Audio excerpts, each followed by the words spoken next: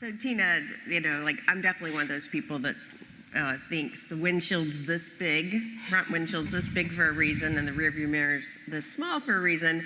But I know, just in talking to you over the last year, you did face challenges. Mm-hmm. So what were some of your biggest challenges, and any advice to somebody that's, ready to take this on?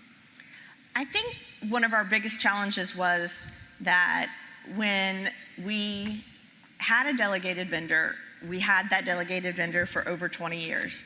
And I think what happens is you delegate and then you think, okay, well, we could just forget about that, right? Someone else is doing that. And then you forget along the way, too, all the other processes that are impacted by authorizations. And I think that it's sort of short-sighted, right? People think about an authorization as this tiny little transaction that happens right here, but it's not. The transaction end-to-end is from the request to the decision to when the procedure happens to when the member is deciding how much they are being charged to the claim being actually paid to the EOB going out the door and then the member saying, yeah, I think I paid the right amount and you paid the right amount and it's over. Yep. That's the whole process. Well, when you have a process you implemented 20 years ago, there's a lot of people in that process across your enterprise. And so for us, one of the lessons that we learned was we really had to take that entire process apart. It wasn't something that we could just do in the care organization. We couldn't just say, hey, we're gonna change the authorization process and we're gonna bring in some technology and we're gonna work with Availity and we're gonna work with our internal, provider connectivity team that, is sort of our interface between Availity, and we're gonna bring in 10 people and then we're gonna whip this on out. Nope, that wasn't gonna work. So we started talking to people across the enterprise in claims and IT and all these other areas, and we were like, well, how does the claims pay? Do we send the auths, to our vendors, and do they apply the auths, or do they send us the claims and we apply? And guess what? Over those 20 years, people made decisions and then they retired.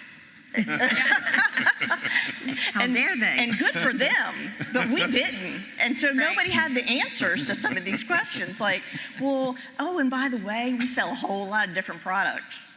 And so then that was a whole other discussion. Well, what do we do for that product and that product and that product? And there were different rules for every product.